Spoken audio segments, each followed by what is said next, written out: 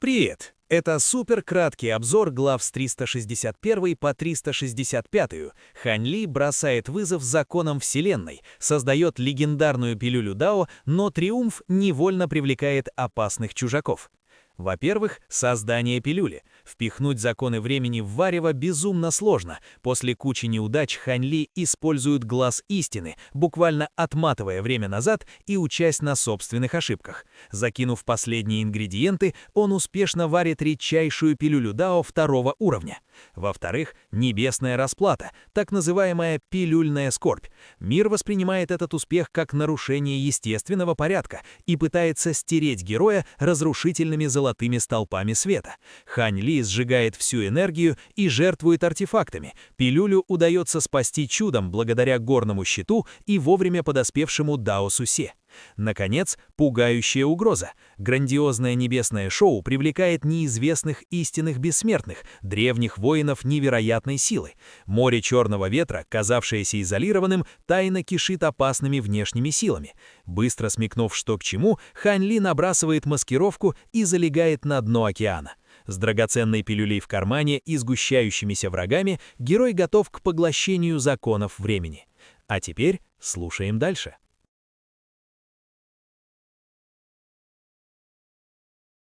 Глава 366. Раннее наступление. Спустя несколько мгновений Хань Ли взмахом рукава снял окружающие ограничения, а затем вылетел из моря к своей пещерной резиденции.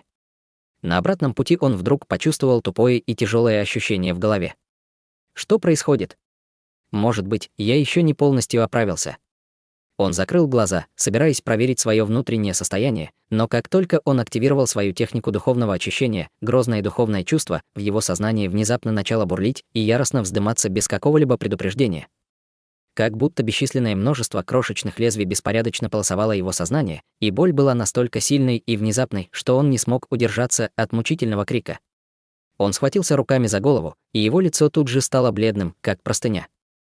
Сразу же после этого он резко остановился, а затем рухнул прямо с небес, погрузившись в море, как мертвый груз. Все его тело было залито прохладной морской водой, но это никак не облегчало его боль, которая с каждой секундой только усиливалась. Его рассудок постепенно разрушался от агонии, и на его глазах появился слой слабого алого света. Хань Ли рефлекторно попытался открыть глаза, но чувствовал себя чрезвычайно вялым.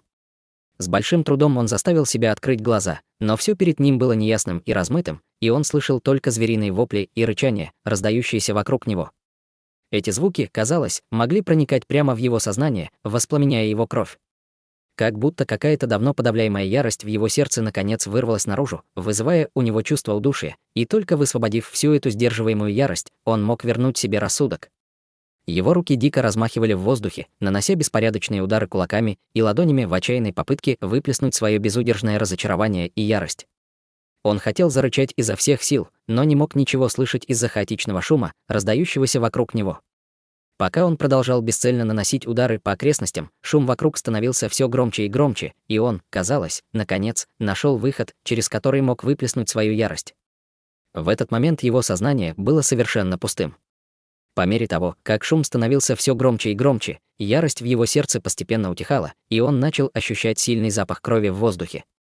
Как раз в этот момент его зрение начало медленно восстанавливаться, и первым, что он увидел, было грозное пространство ярко-красного цвета. Как будто он упал в бескрайнее море крови. Вдобавок ко всему, вокруг него было разбросано бесчисленное множество изуродованных туш всевозможных существ, и казалось, что здесь только что произошла ужасная бойня. Как раз в этот момент в сознании Хань Ли пронзила острая боль, и ясность его зрения, наконец, полностью восстановилась.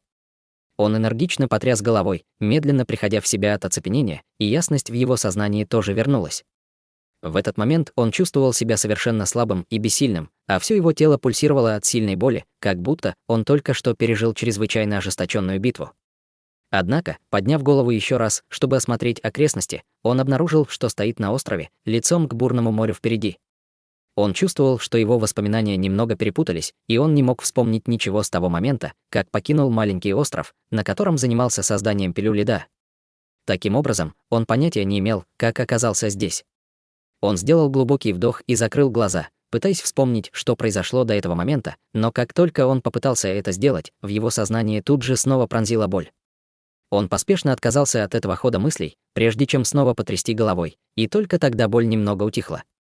Вдруг ему пришла в голову какая-то мысль, и он повернулся, чтобы посмотреть позади себя, обнаружив, что стоит на довольно большом острове размером в несколько десятков километров, но он был сильно разрушен и находился на грани обрушения.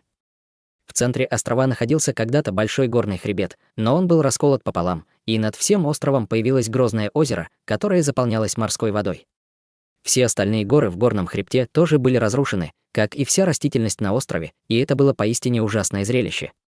Увидев это, в глазах Хань Ли появилось ошеломленное выражение. К этому моменту большая часть боли в его сознании уже утихла, и он смог, как обычно, высвободить свое грозное духовное чувство, чтобы осмотреть окрестности.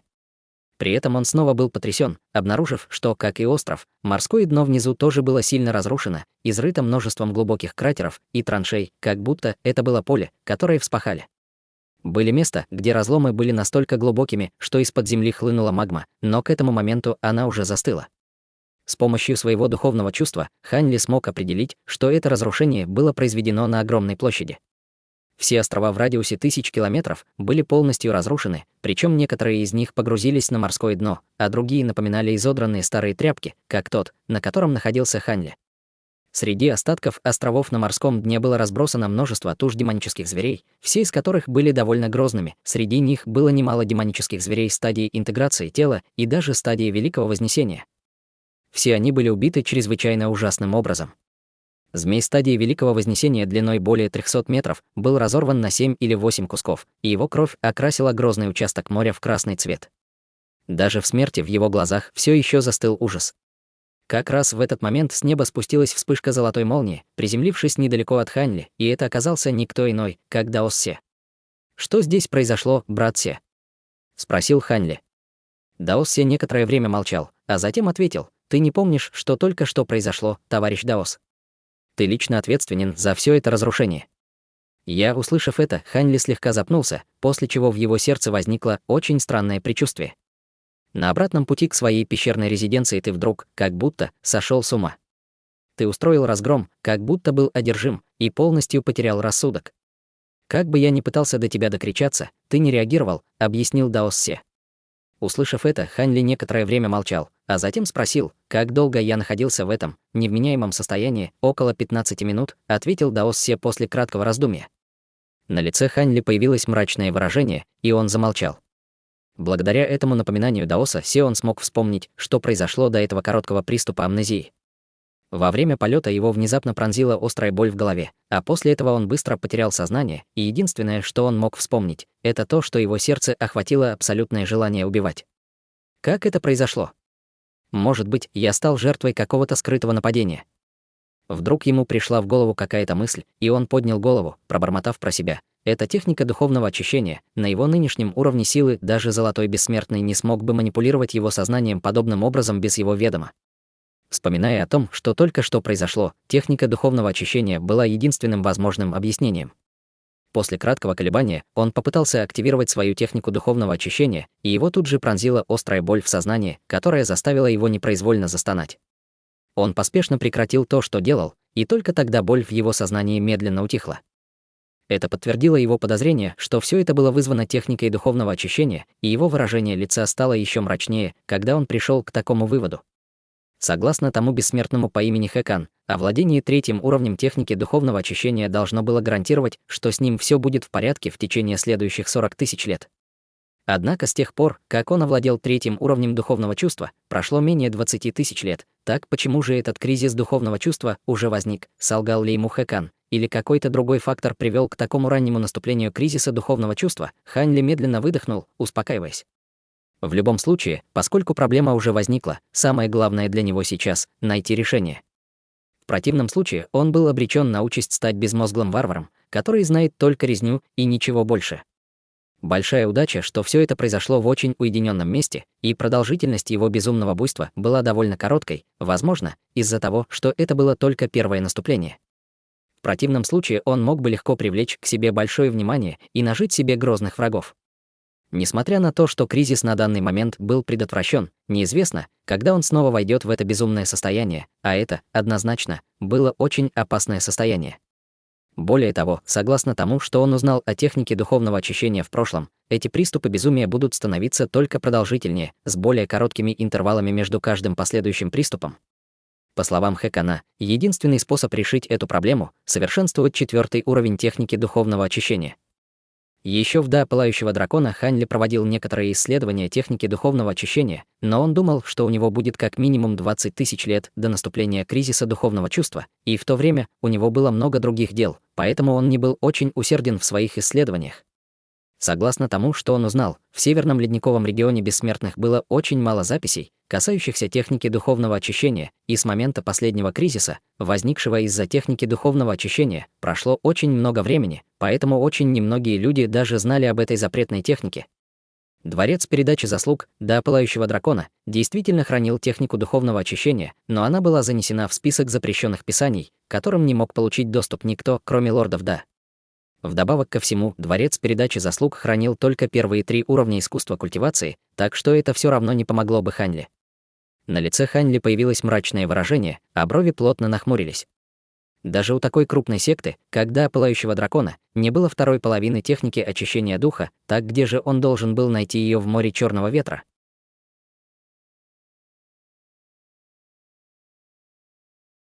Глава 367. Принятие пилюли. Хань Ли замер на месте в молчании. Даос Се тоже не проронил ни слова, лишь парил перед ним. Внезапно Хань Ли осенило, и он взмахом руки извлек лазурную тигриную маску. Он задумчиво посмотрел на нее, а затем убрал обратно. Сразу после этого он убрал и Даоса Се, прежде чем улететь вдаль лазурной полосой света.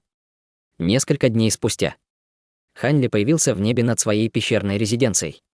Бегло осмотрев окрестности своим духовным чувством, он внутренне вздохнул с облегчением. Казалось, никто не прикасался к ограничениям вокруг острова, а вход в пещерную резиденцию был плотно запечатан. Похоже, с его последнего ухода здесь никого не было. Он спикировал вниз и в мгновение ока исчез в ограничениях, быстро войдя в пещерную резиденцию. Кратко осмотрев все помещения, он направился в свою тайную комнату. Оказавшись там, он взмахнул рукавом, и вокруг комнаты возник желтый световой барьер. Только после этого Хань Ли надел лазурную тигриную маску и активировал проекцию формации гильдии странников. Он уже собирался опубликовать задание, но вдруг остановился. Хотя в гильдии странников практически невозможно было отследить кого-либо только по маске, он уже довольно долго пользовался этой тигриной маской, поэтому продолжать ее использовать было бы слишком рискованно. В будущем стоило найти возможность сменить маску. Подумав об этом, Хань Ли быстро опубликовал задание на поиск второй половины техники духовного очищения. Поскольку в царстве бессмертных эта техника считалась запретной, он дал лишь очень расплывчатое описание, упомянув, что она значительно усиливает духовное чувство, но не называя ее прямо. Однако, любой, кто совершенствовал технику духовного очищения или знал о ней, определенно понял бы, что речь идет именно о ней. За это задание Хань Ли предложил весьма существенную награду и даже оставил место для переговоров, если кто-то будет недоволен предложенным вознаграждением. После этого он убрал маску и слабо вздохнул. Учитывая его нынешние обстоятельства, пока что все, что он мог сделать, это положиться на гильдию странников в поисках решения. Если он не найдет его там, возможно, ему придется отправиться за пределы моря черного ветра. Когда он только вступил в гильдию странников, она преподнесла ему много приятных сюрпризов. Но по мере роста его уровня культивации, проблемы, с которыми он сталкивался, тоже менялись, и гильдия странников постепенно становилась неспособной удовлетворить все его потребности. Например, поиск дополнительных ингредиентов, необходимых для пилюли Да, занял очень много времени, и он надеялся, что не будет разочарован еще раз. Он покачал головой, отгоняя эти мысли, а затем закрыл глаза и активировал свою технику духовного очищения. Его грозное духовное чувство начало циркулировать в его сознании, сначала быстро, а затем замедляясь. При этом Хань Ли почувствовал в своем сознании прохладу и освежающий эффект без какого-либо дискомфорта, как будто кризис духовного чувства был всего лишь далеким сном. Это его немного успокоило, поскольку указывало на то, что его духовное чувство вернулось в норму. Он не знал, когда наступит следующий кризис духовного чувства, но, скорее всего, это произойдет не скоро. Подумав об этом, Хань Ли взмахом руки извлек лазурную нефритовую шкатулку, а затем наложил на нее несколько золотых талисманов. Даже с талисманами, выступающими в качестве печати, от шкатулки все еще исходили слабые колебания силы закона. В ней находилось не что иное, как только что созданная им пилюля Да. Он некоторое время смотрел на шкатулку, а затем отложил ее в сторону и снова закрыл глаза, готовясь привести себя в наилучшее состояние. Когда он снова открыл глаза 3 дня спустя, его бессмертная духовная сила и духовное чувство находились на пике, а его сердце было спокойным, как гладь озера. Взмахом рукава он выпустил Даоса Се во вспышке золотой молнии и сказал: «Брат Се, это место довольно уединенное, но, в качестве меры предосторожности, мне нужно, чтобы ты снова посторожил меня». Даос Се молча кивнул в знак согласия, а затем исчез в воздухе во вспышке молнии. Тем временем Хань Ли снова взмахнул рукавом, и над дверью его тайной комнаты возник плотный лазурный световой барьер, который тут же исчез. Только после этого Хань Ли снова поднял с пола нефритовую шкатулку, снял с нее талисманы и открыл крышку, обнажив золотую пилюлю Да внутри. Он осторожно взял пилюлю 2 пальцами и внимательно осмотрел ее, прежде чем проглотить. В следующее мгновение его брови от боли тут же нахмурились, и в то же время из его тела засиял яркий золотой свет. Сразу же за его спиной появилась священная ось мантры, вращаясь на месте и излучая ослепительный золотой свет. Все 360 рун до времени на оси тоже ярко светились, быстро вращаясь и излучая гораздо более яркий свет, чем обычно. В то же время над телом Хань Ли появилась золотая Да-отметина, идентичная Да-отметине на пилюле. Через несколько секунд появилась вторая золотая Да-отметина, и обе они излучали яркий золотой свет, окрашивая все его тело в бледно-золотой цвет. Свет, исходящий от Да-отметин, был наполнен бесчисленными золотыми рунами, каждая из которых излучала неописуемо грозные колебания силы закона. Все тело Хань Ли было залито этими золотыми рунами, его глаза были плотно закрыты, пока он быстро складывал серию ручных печатей. 5 лет пролетели в мгновение ока. Весь остров, на котором находилась пещерная резиденция Хань Ли, все еще был окутан множеством ограничений, которые полностью скрывали его. Невозможно было обнаружить точное местоположение острова, если только не находиться с ним в непосредственном контакте. Этим утром на спокойной поверхности моря внезапно появилась рябь, которая постепенно приближалась. Затем раздался громкий всплеск, и из волн появилась верхняя часть белого морского зверя, медленно плывущего к острову. У зверя было чисто белое тело, похожее на вырезанное из нефрита. Это был никто иной, как восьминогий морской вепрь.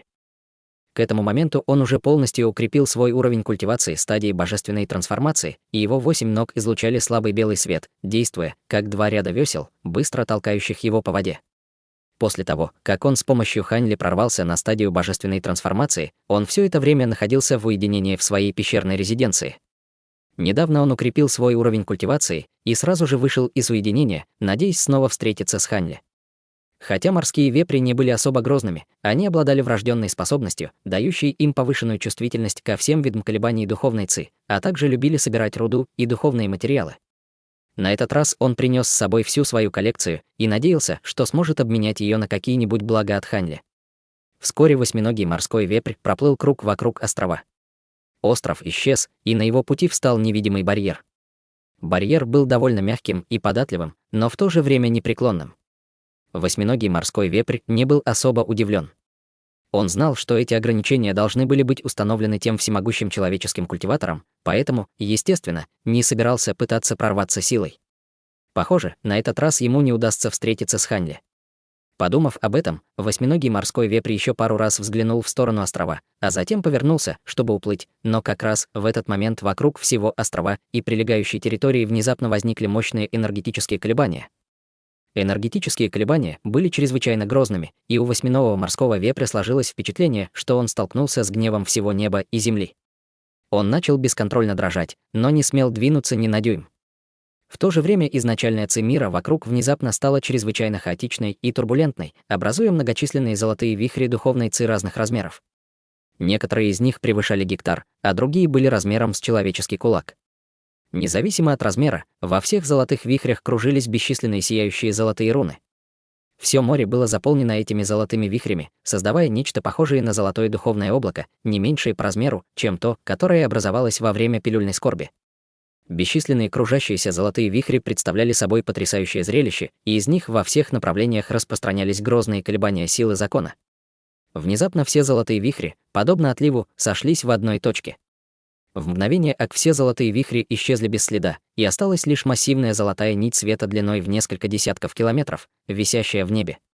Нить света была довольно прозрачной и слегка покачивалась из стороны в сторону, как будто живое существо.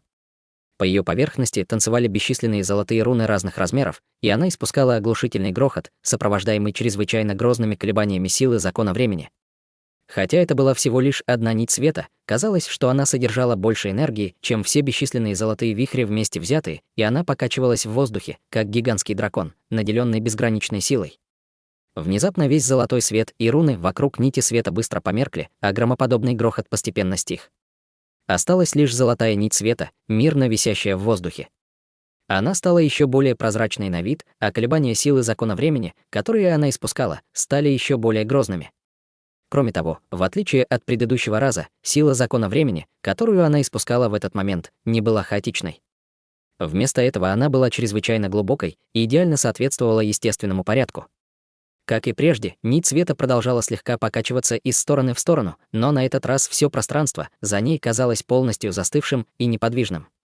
Это было очень похоже на эффект замедления времени священной оси мантры, но в то же время как-то немного отличалось. Как раз в этот момент в пещерной резиденции внизу вспыхнул золотой свет, и нить света в небе внезапно уменьшилась, прежде чем в мгновение исчезнуть в пещерной резиденции. Феномен в окрестностях мгновенно прекратился, и все вернулось на круги своя. Восьминогий морской вепрь некоторое время ошеломленно смотрел в сторону острова, а затем поспешно нырнул головой в море, отчаянно плывя обратно к Коралловому острову. Феномен, который только что произошел, был довольно зрелищным, но по своим масштабам и воздействию он был гораздо меньше, чем пилюльная скорбь, поэтому не привлек особого внимания.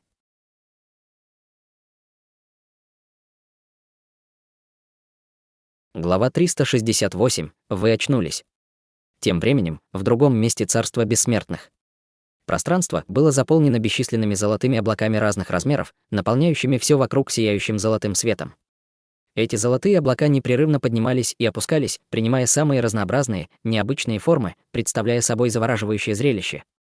На вершине одного из золотых облаков находилась огромная золотая каменная плита высотой более 30 километров, излучающая вспышки золотого света, которые непрерывно кружились. На каменной плите была выгравирована серия золотых узоров, похожих на руны, покрывающих практически всю ее поверхность. Эти золотые руны различались по размеру и яркости, но в целом, чем больше руна, тем она была ярче. Самые крупные руны были размером с дом и излучали ослепительный золотой свет, а самые мелкие — всего лишь с кулак и были довольно тусклыми. Некоторые из золотых рун были совершенно неподвижны, а другие непрерывно мерцали, излучая грозные колебания силы закона времени. Как раз в этот момент каменная плита внезапно засияла ослепительным золотым светом, издавая пронзительный визг. Затем на пустом месте в нижней части каменной плиты появилась новая строка золотого текста, которая тоже слегка мерцала золотым светом. Вскоре золотое сияние, исходящее от каменной плиты, утихло, и все вернулось в исходное состояние. Внезапно перед гигантской плитой из воздуха появились бесчисленные золотые точки света, образовав огромный золотой глаз, после чего раздался невнятный и бесстрастный голос, который не звучал ни мужским, ни женским.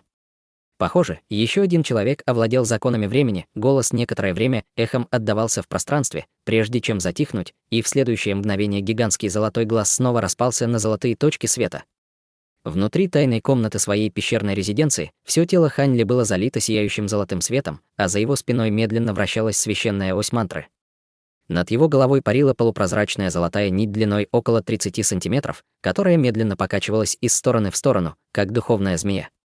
Хотя она уменьшилась в бесчисленное количество раз, колебания силы закона времени, которые она испускала, ничуть не ослабли и заполняли всю тайную комнату, воздействуя на все вокруг. Помимо Хань Ли и золотого света, исходящего из его тела, все остальное в тайной комнате казалось совершенно неподвижным. Хань Ли открыл глаза и с легким волнением посмотрел на полупрозрачную нить над своей головой.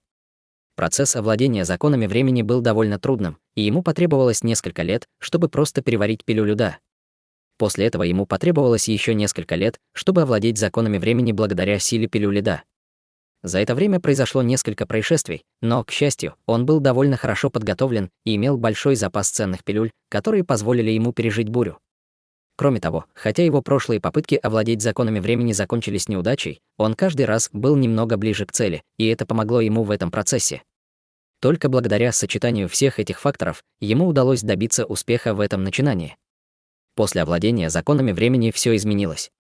Он чувствовал, что достиг особого понимания этой таинственной силы, и его интерпретация писания оси мантры тоже изменилась.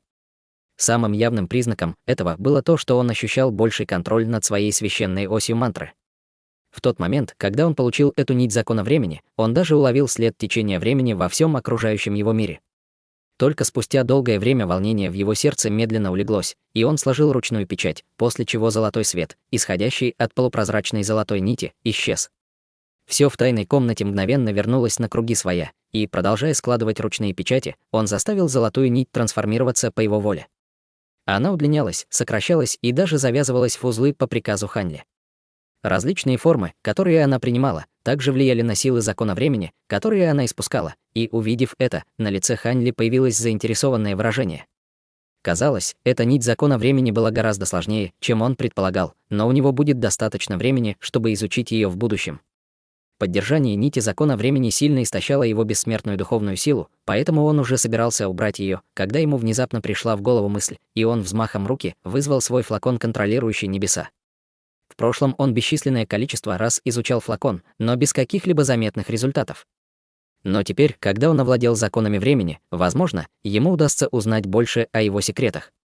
Подумав об этом, Ханли сделал глубокий вдох, но прежде чем он успел что-либо сделать, флакон, контролирующий небеса, внезапно засиял так же ярко, как зеленое солнце, вырвался из его рук и завис в воздухе.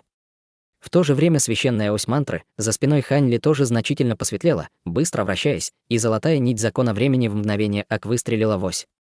Свет, исходящий от священной оси мантры, стал в 10 раз ярче, чем обычно, и все ее руны до времени зажглись в унисон.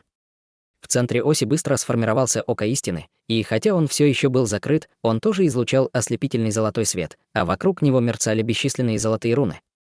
Увидев это, выражение лица Ханли слегка изменилось, но он остался неподвижным на месте, воздерживаясь от каких-либо действий. Как и в прошлый раз, он чувствовал, что флакон, контролирующий небеса, священная ось мантры и даже нить закона времени больше не находится под его контролем. В его сердце зародилось легкое предвкушение. Всякий раз, когда происходило что-то подобное, он почти всегда получал от этого пользу, поэтому ему не терпелось узнать, что произойдет на этот раз. Внезапно флакон, контролирующий небеса, и священная ось мантры вошли в резонанс друг с другом, и свет, который они излучали, становился все ярче и ярче, а во все стороны начали распространяться мощные энергетические колебания. Как раз в этот момент око истины распахнулся, и из него вырвалась нить закона времени, прежде чем исчезнуть во флаконе, контролирующий небеса.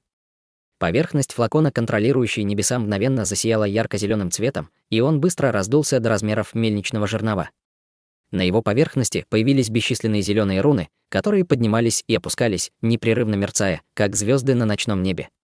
Внезапно зеленые руны поднялись с поверхности флакона и сошлись внутри него, образуя зеленое облако, которое непрерывно кружилось, и в нем медленно формировался вихрь. Из зеленого облака исходили особые энергетические колебания. Они не были особо мощными, но пространство вокруг флакона, контролирующего небеса, сильно колебалось. Ханли удивленно поднял бровь, и как раз в этот момент зеленое облако внутри флакона, контролирующего небеса, превратилось в толстый столб зеленого света, который вырвался наружу. Появились бесчисленные вспышки полупрозрачного света, образовав ту же полупрозрачную световую стену, что и раньше. В глазах Ханли промелькнуло легкое разочарование. Хотя световая стена явно была чем-то довольно продвинутым, он надеялся, что на этот раз флакон, контролирующий небеса, сможет показать что-то другое, но, похоже, этого не произошло. Однако затем он заметил, что на световой стене появился зеленый вихревой узор, и это был тот самый зеленый вихрь, который ранее появился внутри флакона. Световая стена содрогнулась, когда по ее поверхности промелькнули бесчисленные полосы света, и зеленый вихрь внезапно начал мерцать, поглощая все полосы света, по мере того, как он начал быстро расширяться. Изначально он был размером с умывальник, но всего за несколько секунд раздулся до размеров дома. Из вихря вырвалась грозная сила всасывания, окутавшая все тело Ханли. Он чувствовал, что эта сила всасывания никак не влияет на его тело, но в следующее мгновение его духовное чувство непроизвольно вырвалось из его сознания и попало в вихрь. Прежде чем он успел что-либо сделать, он почувствовал острую боль в голове, после чего тут же потерял сознание. Прошло неопределенное количество времени, прежде чем Ханли медленно пришел в чувство и открыл глаза. Его встретил вид обветшалого потолка, покрытого паутиной и дырами, сквозь которые он мог видеть небо над головой. Он также слышал что-то невнятное, но очень громкое. В этот момент все его тело пронзала агония, и даже поднять палец казалось непосильной задачей. С большим трудом он повернул голову в сторону и обнаружил, что лежит на кровати в том, что, по-видимому, было полуразрушенным храмом. Что касается звука, который он слышал, то он исходил от мальчика в желтой робе со светло-золотой кожей. Он стоял на коленях у его кровати, рыдая от горя. Увидев это, Хань Ли был совершенно ошеломлен. «Где я? Разве я не был в своей пещерной резиденции, изучая флакон, контролирующий небеса? Как я здесь оказался?» Хань Ли попытался вспомнить, что произошло, но внезапно его пронзила острая головная боль, заставившая его рефлекторно схватиться руками за голову и издать приглушенный стон. К счастью, боль мгновенно утихла, и он только что вздохнул с облегчением, как его лицо внезапно застыло. Только что поток хаотичных и чужеродных воспоминаний хлынул в его сознание. Эти воспоминания были фрагментарными и неполными, но прежде чем он успел их изучить, мальчик у его кровати услышал его приглушенный стон и тут же поднял голову с восторженным выражением лица, несмотря на слезы, которые все еще блестели в его глазах. «Учитель, вы очнулись!»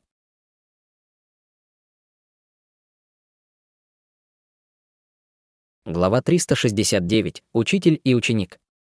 Учитель. Услышав это, Хань Ли слегка запнулся. Он не помнил, чтобы принимал такого ученика, но почему-то мальчик казался ему немного знакомым. «Я знал, что с вами все будет в порядке, учитель. Мне удалось достать у мастера Чжэня 2 цветка драконьей желчи, и я уже сварил из них лекарство. Я сейчас же принесу его вам». Мальчик поспешно вытер слезы с лица, поднялся на ноги и вышел наружу. Хань Ли ошеломленно наблюдал за уходом мальчика, а затем взглянул на свое тело, только чтобы с удивлением обнаружить, что он превратился в худого и иссохшего старика. На нем была лазурная даосская роба, а его руки были сморщенными, как ветви старого дерева. Что случилось? Как я вдруг так постарел? Что это за место и кто этот мальчик? В голове Хань Ли промелькнула череда вопросов, на которые у него не было ответа. В этот момент боль в его теле в основном утихла, и он с трудом сел, опираясь рукой на край кровати. После краткого раздумья он поспешно начал проверять свое внутреннее состояние, после чего еще больше забеспокоился. Ему стало ясно, что это тело определенно не его, но почему-то он, похоже, вселился в него. Кроме того, это тело получило чрезвычайно серьезные внутренние повреждения органов. В частности, оно пало жертвой какого-то смертельного яда. С обычным уровнем культивации Хань Ли смог бы очень быстро оправиться от этих недугов, но это тело обладало лишь поздней стадией заложения основ, поэтому было совершенно не способно подавить яд и эти внутренние повреждения. Другими словами, этому телу оставалось недолго жить, и его гибель была лишь вопросом времени. На лице Хань Ли появилась кривая улыбка, он сделал глубокий вдох, а затем задействовал то немногое, что осталось от магической силы в этом теле, прежде чем щелкнуть пальцем по воздуху. В окружающем воздухе мгновенно появились капли воды, а затем сошлись в пространстве перед ним, образовав водяное зеркало размером около 30 сантиметров, в котором Хань Ли смог увидеть отражение пожилого даосского священника с белой бородой. Затем он взмахнул рукой, чтобы рассеять зеркало, прежде чем погрузиться в глубокие раздумья. К этому моменту боль в его голове в основном утихла, и он вспомнил, что произошло ранее. Нить закона времени, его священная ось мантры и флакон, контролирующий небеса, похоже, вошли в резонанс друг с другом от той световой стены, и вихрь на световой стене, похоже, втянул его душу в это место. Может быть, это какая-то иллюзия. Хань Ли поднял голову, чтобы осмотреть окрестности, но обнаружил, что все вокруг чрезвычайно реалистично, и никаких признаков иллюзии нет. Если это не иллюзия, то что же это? В голове Хань Ли начали всплывать новые фрагменты воспоминаний, и он попытался их разобрать. Вскоре он уже изучил все эти воспоминания, и на его лице появилось просветленное выражение. Эти воспоминания принадлежали никому иному, как пожилому даосскому священнику, чье тело он сейчас занимал. Даосского священника звали Лин Юньцзы, а мальчик, который только что был здесь, был его единственным учеником, Ли Юаньцзю. Лин Юньцзы получил серьезные ранения во время битвы за духовное растение, и хотя ему удалось сбежать, его ранения были слишком серьезными, и он вскоре погиб. Однако, душа Хань Ли каким-то образом вселилась в это недавно умершее тело, что привело Ли Юаньцзю к ложному выводу, что его учитель воскрес. Внезапно Хань Ли заметил что-то слева от себя. В воздухе висела полупрозрачная золотая ось, которая была практически невидима, и он бы не заметил ее, если бы случайно не посмотрел в ту сторону. Золотая ось была ничем иным, как его священной осью мантры, и 360 рун до времени на ее поверхности слегка мерцали. К этому моменту около 2 десятков рун до времени уже потускнели, и с каждой секундой угасала еще одна руна до времени, как и в прошлый раз, когда была создана световая стена. Ум Хань Ли лихорадочно работал, и он, казалось, ухватил что-то, но ему было неясно, что именно. Как раз в этот момент послышались шаги, когда Ли Юаньцзю поспешно вошел в комнату, осторожно держа 2 руками глиняную чашу. В чаше была черная лекарственная жидкость, испускающая приятный аромат. Люань поднес чашу к кровати и сказал: «Выпейте это лекарство, учитель».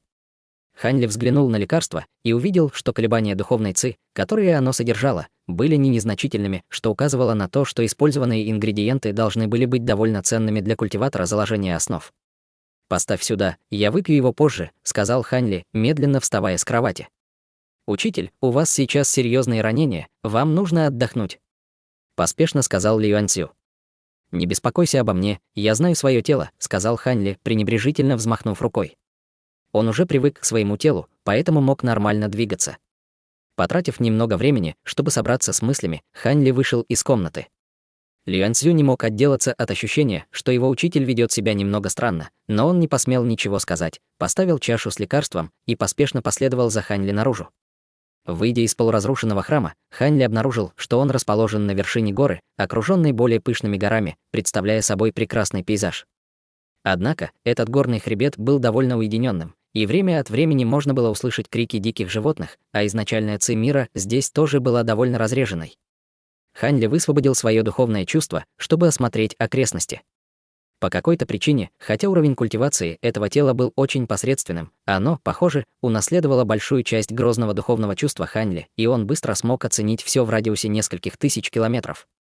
Однако, вся территория была заполнена горными хребтами, и он не смог определить свое текущее местоположение. «С вами все в порядке, учитель?» — спросил Люань Цю, следуя за Хань Ли наружу. «Что это за место, Юань Цю?» — спросил Хань Ли. Это горный хребет древесной орхидеи, где мы всегда совершенствовались». «Почему вы спрашиваете, учитель?»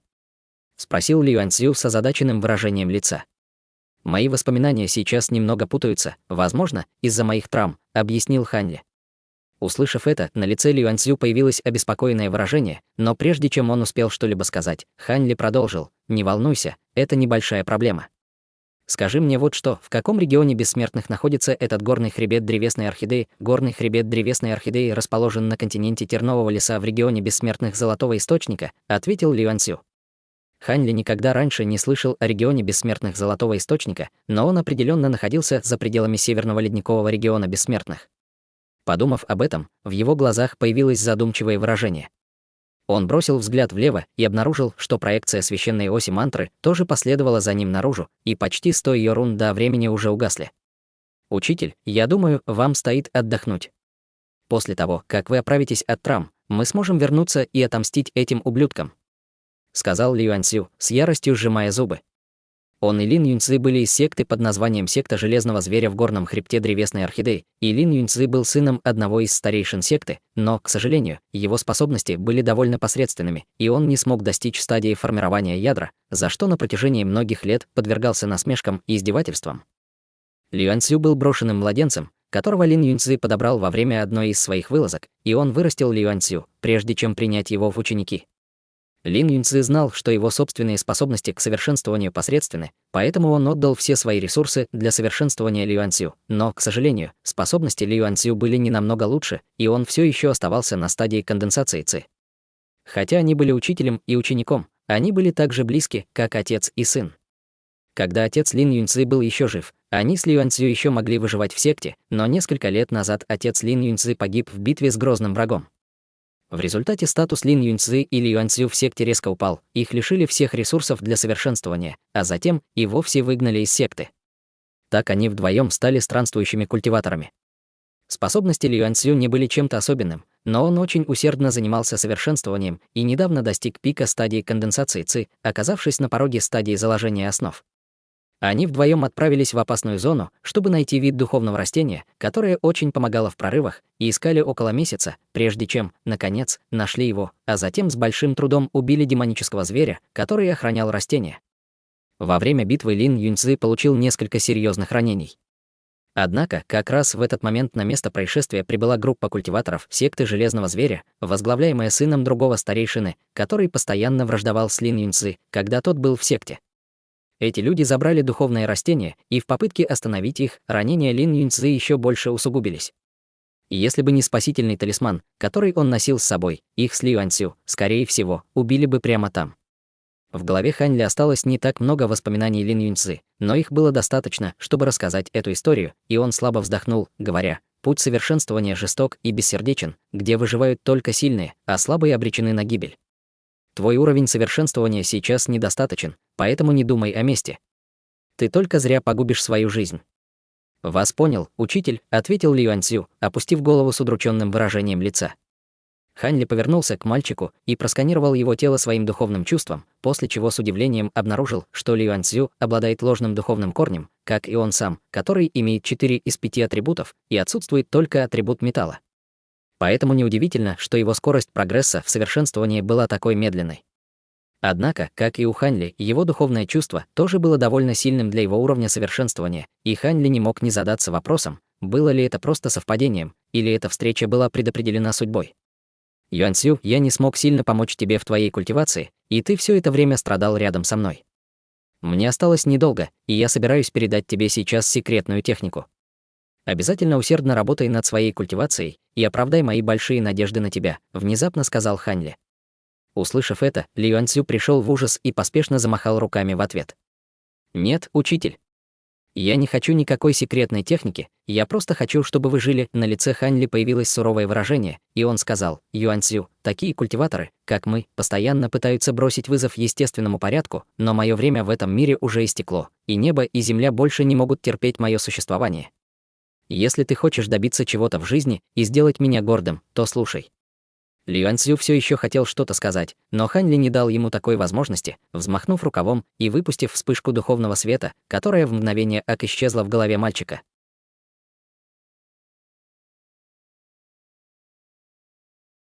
Глава 370. Карма и судьба. Вспышка духовного света рассеялась в сознании Ли Юаньцзю, превратившись в бесчисленные крошечные руны, которые вращались вокруг его головы. Это была не что иное, как техника великого развития. Всё тело Ли Юаньцзю мгновенно напряглось, и вскоре его глаза закатились, он потерял сознание и рухнул на землю. Хань Ли взмахнул рукавом, выпустив вспышку духовного света, которая подхватила Ли Юаньцзю и перенесла его в полуразрушенный храм. «Похоже, нам с тобой суждено было встретиться здесь, и я временно занимаю тело твоего учителя, поэтому я дам тебе эту технику великого развития в качестве компенсации», равнодушно сказал Хань Ли, прежде чем приготовиться улететь. Однако, затем на его лице появилось легкое удивление, и при более внимательном осмотре он обнаружил, что Ли Юаньцзю также обладает замечательным духовным телосложением, за исключением того, что оно еще не пробудилось. После более тщательного изучения, в глазах Хань Ли возникло легкое любопытство, и он снова взмахнул рукавом, послав еще одну полосу духовного света в тело Ли Юаньцзю. «Ну и ладно. Не каждый день мне удается встретить кого-то, столь похожего на меня, поэтому я немного помогу тебе». Полоса духовного света разделилась на две в сознании Ли Юаньцзю, и одна из них взорвалась, превратившись в бесчисленные крошечные руны, изображающие другое искусство совершенствования, а именно искусство небесного дьявола. Это искусство совершенствования Хань Ли получил от Маньхуци, и в то время он пообещал найти Маньхуци ученика, чтобы искусство небесного дьявола не было утеряно, но так и не смог найти подходящего кандидата. Кроме того, в то время он был занят подготовкой к прорыву на стадию божественной трансформации, поэтому отложил этот вопрос в сторону, и даже сейчас он все еще не выполнил свое обещание. Как оказалось, духовное телосложение Ли Юаньцзю идеально подходило для искусства небесного дьявола. Что касается другой полосы духовного света, то она уменьшилась до крошечной точки света и спряталась в уголке сознания Ли Юаньцзю. Эта точка света содержала другое искусство совершенствования, которое имело то же происхождение, что и искусство происхождения истинного дьявола и искусство небесного дьявола. Однако, печать на нем будет снята только тогда, когда Ли Юаньцзю когда-нибудь достигнет стадии божественной трансформации. Однако, путь совершенствования всегда был полон опасностей и непредсказуемости, поэтому шансы Ли Юаньцзю достичь стадии божественной трансформации до того, как его жизненный путь иссякнет, были ничтожно малы, даже с помощью двух искусств совершенствования, и его посредственные способности определенно не помогут ему в этом, но Хань Ли уже сделал все, что мог для мальчика. Он не собирался предлагать мальчику какую-либо помощь, но не мог не быть тронут преданностью Ли Юаньцзю своему учителю.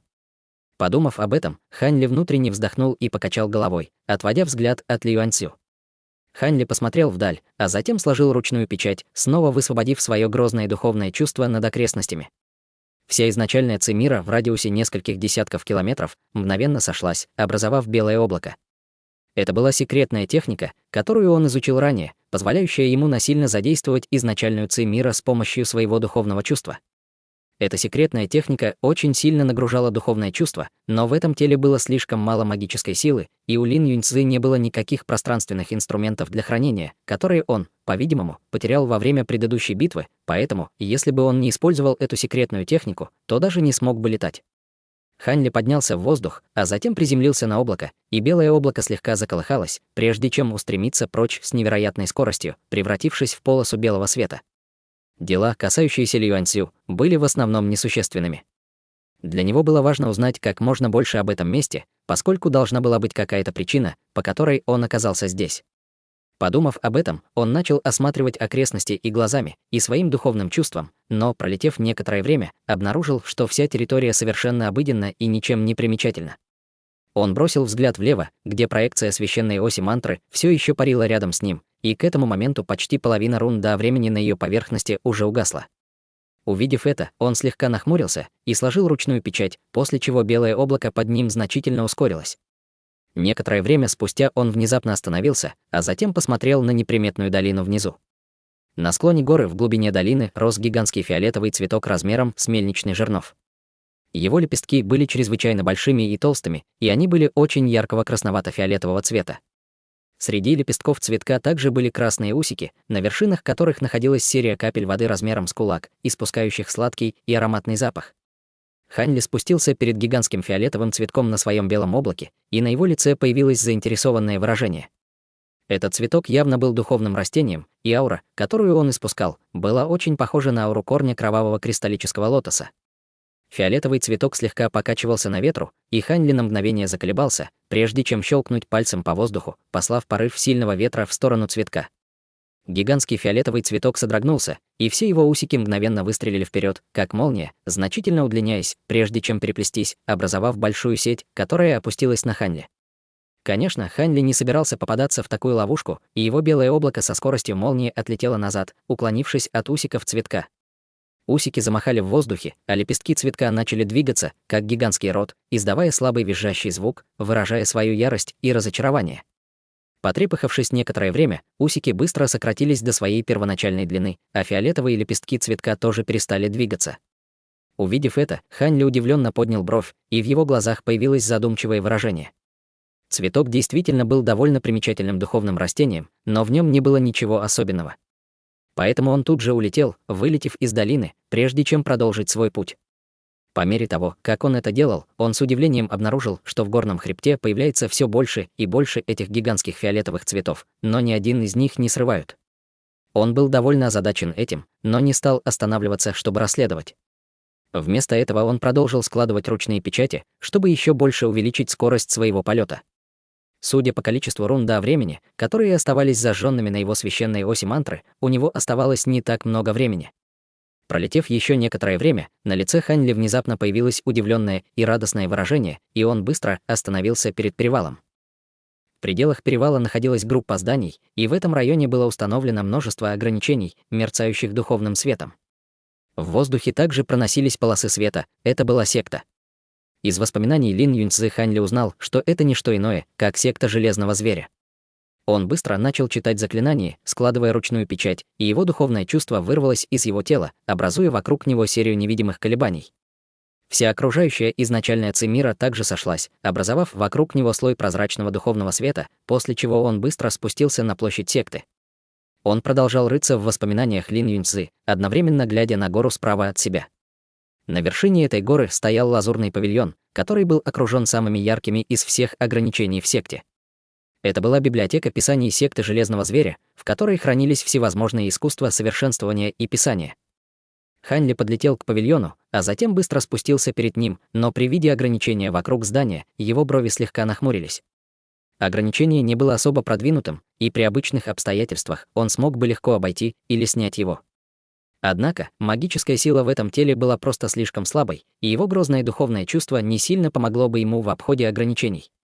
Как раз в этот момент издалека прилетела полоса света, которая тоже опустилась перед библиотекой писаний. Затем полоса света исчезла, открыв мужчину средних лет на ранней стадии формирования ядра, и в нем чувствовалась надменность и высокомерие. Прежде чем Хань Ли успел внимательнее присмотреться, его тело внезапно содрогнулось, и в его сердце нахлынуло непреодолимое чувство ярости и злобы. Этот человек был тем самым, кто недавно тяжело ранил Лин Юньцзы. Хотя Лин Юньцзы уже погиб, то, что осталось от его воли в этом теле, все еще питало сильный гнев на этого человека. «Не волнуйся, я использую твое тело, поэтому, естественно, обязан выполнить некоторые из твоих желаний», подумал про себя Хань Ли, холодно глядя на мужчину средних лет. Внезапно мужчину передернуло от пробежавшего по спине холодка, и он поспешно огляделся, но ничего не обнаружил. Затем он несколько раз просканировал окрестности своим духовным чувством, но безуспешно. «Чёрт возьми!» Пробормотал он себе под нос, плотно нахмурив брови, а затем поднял руку и выпустил лазурный талисман в ограничение. В то же время он высокомерно потребовал: «Откройте ограничение». «Я пришел сюда, чтобы забрать кое-что по приказу мастера секты». В пределах ограничения появился пожилой мужчина в серой робе, и в его глазах промелькнуло легкое презрение, но затем он быстро изобразил теплую улыбку и сказал: «Подождите немного, я сейчас же открою для вас ограничение, управляющий Ван». Он достал значок, из которого вырвалась вспышка света, и в ограничении появилось отверстие. «Не могли бы вы сделать это немного быстрее? Насколько медлительным можно быть?» Холодно фыркнул мужчина средних лет, прежде чем пролететь в библиотеку писаний, даже не взглянув на пожилого мужчину в серой робе. Лицо пожилого мужчины в серой робе слегка потемнело, когда он взмахнул своим значком, и отверстие в ограничении мгновенно закрылось. Однако, они не заметили, что в тот момент, когда отверстие было закрыто, в библиотеку писаний также влетела прозрачная фигура.